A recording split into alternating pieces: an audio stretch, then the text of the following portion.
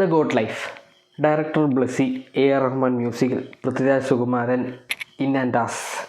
ആ ഒരു എന്താണ് മലയാളത്തിലെ എപ്പിക് സിനിമ എന്നൊക്കെ വിശേഷിപ്പിക്കാൻ പറ്റുന്ന സിനിമയായിരിക്കും ആടുജീവിതം എന്ന നോവലിൻ്റെ ലൈവ് ആക്ഷൻ ആയിട്ടുള്ള ദ ഗോട്ട് ലൈഫ് എന്ന് പറയുന്നത്. ഇതിൻ്റെ ഷൂട്ടിങ് ഒരു കൊറോണ ടൈമിലായിരുന്നു. ഇതിൻ്റെ ഈ ഒരു പ്രോജക്റ്റ് തുടങ്ങിയിട്ട് വർഷങ്ങളായതാണ്. ഇപ്പോഴാണ് ഇതിൻ്റെ ഒരു ഫൈനൽ കട്ട് അല്ലെങ്കിൽ ഒരു റിലീസ് ഡേറ്റ് വരുന്നത്. അപ്പം ഒരുപാട് നാളത്തെ കാത്തിരിപ്പാണ് ഈ ഒരു സിനിമ എന്ന് പറയുന്നത്. അതേപോലെ തന്നെ പൃഥ്വിരാജ് സുകുമാരൻ്റെ കരിയർ ബെസ്റ്റ് പെർഫോമൻസ് ആയിരിക്കും ഒരു സിനിമയിൽ. കാരണം ആടുജീവിതം വായിച്ചിട്ടുള്ളവർക്കേ അറിയുള്ളൂ ആ ഒരു സ്റ്റോറി അല്ലെങ്കിൽ ആ ഒരു നോവൽ ഇൻറ്റൻസിറ്റി എന്താണ്, അതെങ്ങനെയാണ് ഒരു ക്യാരക്ടറിനെ ഒന്ന് ക്യാരക്ടറൈസ് ചെയ്ത് എടുക്കുക എന്നുള്ളതൊക്കെ. അപ്പം ആ ഒരു ട്രെയിലർ വന്നിട്ടുണ്ട്.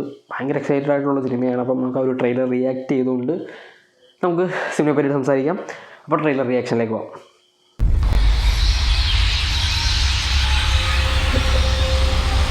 Visual romance.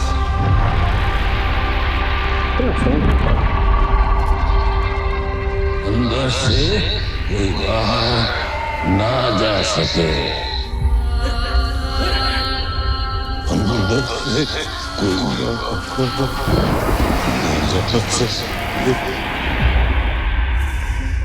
The greatest is coming in the London chapter.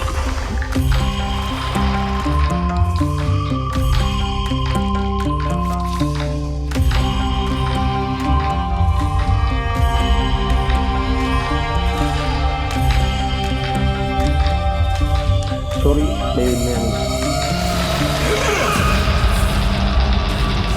Sreekumar Prasad. Cinematography Sunil case.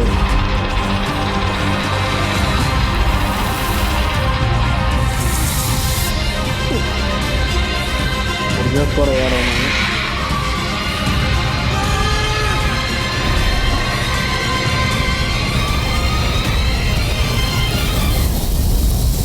The Goat Life.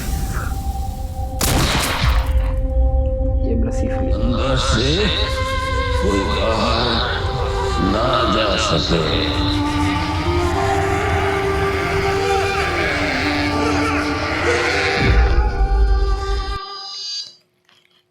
March 28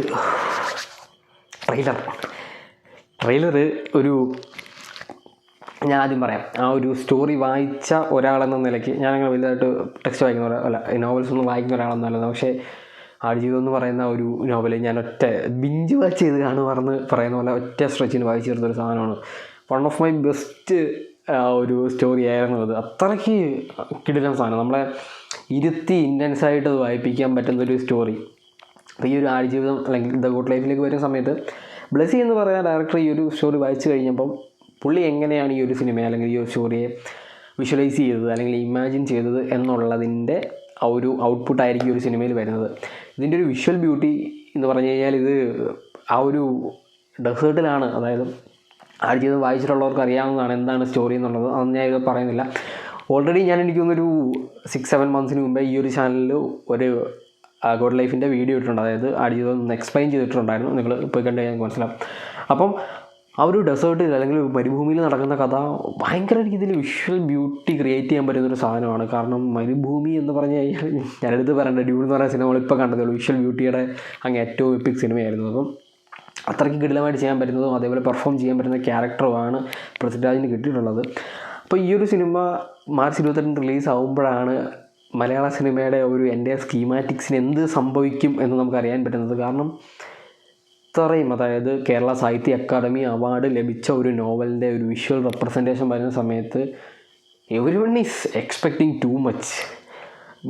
literally ഈ സിനിമയെ ഒരുപാട് കാണാത്തവർ കൂടി ഈ ഒരു നോവൽ വായിച്ചവർ വരെ ഈ ഒരു സിനിമ കാണും. കാരണം എങ്ങനെയാണ് ഈ ഒരു സാധനം ചെയ്തു വെച്ചിരിക്കുന്നതെന്ന് അറിയാൻ അത്രയ്ക്ക് നമ്മളെ ഇമോഷണലി ആയാലും അത്രയ്ക്ക്, അതായത് ഒരു എന്താണ് ഏതൊരു പ്രവാസിയും അല്ലെങ്കിൽ ആരും മലയാളി എന്നുള്ള നിലയിൽ ആരും ഈ ഒരു സാധനം ആടുജീവിതം എന്ന് പറയുന്ന സ്റ്റോറി അറിയാത്തവരൊന്നുമല്ല. ഒരു ഒരു ഒറിജിനൽ ട്രൂ സ്റ്റോറിയാണ് സംഭവിച്ചൊരു കാര്യം. മഞ്ഞുമൽ ബേസ് പോലെ തന്നെ ആ ഒരു ഒറിജിനൽ സ്റ്റോറി വരുന്ന സമയത്ത് എക്സ്പെക്റ്റേഷൻ കൂടും എന്താണ് സംഭവം എന്നറിയാൻ. അതേപോലെ തന്നെ ബെന്യാമിൻ ഈ ഒരു സ്റ്റോറി എഴുതി വെച്ചേക്കുന്ന ഒരു സാധനമുണ്ട്. അതായത് ഈവൻ നമുക്ക് ആ ഒരു വേർഡ്സിൽ അത് വായിക്കുന്ന സമയത്ത് കിട്ടുന്നൊരു വിഷ്വലുണ്ട്. അതായത് നമ്മൾ വായിക്കുമ്പോൾ നമുക്ക് കിട്ടുന്നൊരു വിഷ്വൽ സാധനമുണ്ട്. അപ്പം അത്രയും വലിയൊരു സാധനത്തെ എങ്ങനെ ബ്ലെസ്സി എന്ന് പറയുന്ന ഡയറക്ടർ ഈ ഒരു ഫ്രെയിമിൽ കൊണ്ടുവരും, അതേപോലെ പൃഥ്വിരാജ് എങ്ങനെ ഒരു ക്യാരക്ടറിനെ എങ്ങനെ കൺട്രോൾ ചെയ്യും എന്നുള്ളതാണ്. അതേപോലെ അമല പോൾ ഉണ്ട് ഈ ഒരു സിനിമയിൽ, സൈനു എന്ന് പറയുന്ന പൃഥ്വിരാജിൻ്റെ വൈഫായിട്ട്. അതൊക്കെ കുറച്ച് കാര്യങ്ങളാണ്, അതൊക്കെ ഫ്ലാഷ് ബാക്കിലാണ് കാണിക്കുന്നത്, അല്ലെങ്കിൽ കുറച്ച് സാധനങ്ങളെ കാണിക്കുള്ളൂ. പക്ഷേ പൃഥ്വിരാജിനെ ആറാടാനുള്ള സാധനമുണ്ട് ഈ ഒരു സിനിമ. അതെങ്ങനെ പുള്ളി ചെയ്യുന്നു, പുള്ളി എങ്ങനെ ട്രാൻസിഷൻ ചെയ്തിട്ടുണ്ട്, ആ ഒരു അത് ഞാൻ പറഞ്ഞത് സ്പോയിൽ ചെയ്യുന്നില്ല, അത് നമുക്കത് വിഷ്വൽ വരുന്ന സമയത്ത് തന്നെ കാണാം. എന്തായാലും മലയാളത്തിലെ one of the best cinema ആയിരിക്കും മഞ്ഞുമൽ ബോയ്സ് കഴിഞ്ഞിട്ട് വരുന്ന ഈ ഒരു സിനിമ. ഒരു എപ്പിക് സിനിമ എന്നൊക്കെ മലയാളത്തിൽ ഇനി അറിയപ്പെടാൻ പോകുന്നത് ഇത് ഗോഡ് ലൈഫ് ആവട്ടെ എന്നാണ് ഞാൻ പ്രാർത്ഥിക്കുന്നത്. കാരണം ഞാൻ അത്രയ്ക്ക് പ്രതീക്ഷിക്കുന്ന ഒരു സിനിമയാണ്. ഇതിൻ്റെ ഒരു അനൗൺസ്മെൻറ്റ് വന്ന സമയത്ത് മുതൽ തന്നെ ജീവിതം വായിച്ച ഒരാളെന്നുള്ള നിലയിൽ എനിക്ക് ഭയങ്കര പ്രതീക്ഷയാണ് ഈ ഒരു സിനിമ ഇത് സംഭവിച്ചു കഴിഞ്ഞാൽ എങ്ങനെ ഇരിക്കും എന്നുള്ളത്. അപ്പം അടിപൊളി ഒരു സിനിമയാവും ഞാൻ പ്രതീക്ഷിക്കുന്നത്. എന്തായാലും കിട്ടുന്ന സാധനമാണ്. ട്രെയിലർ എനിക്ക് ഭയങ്കര ഇഷ്ടപ്പെടും. ഏറുമ്പം മ്യൂസിക്കൊക്കെ ആവുന്ന സമയത്ത് ഇറ്റ്സ് നൈസ്.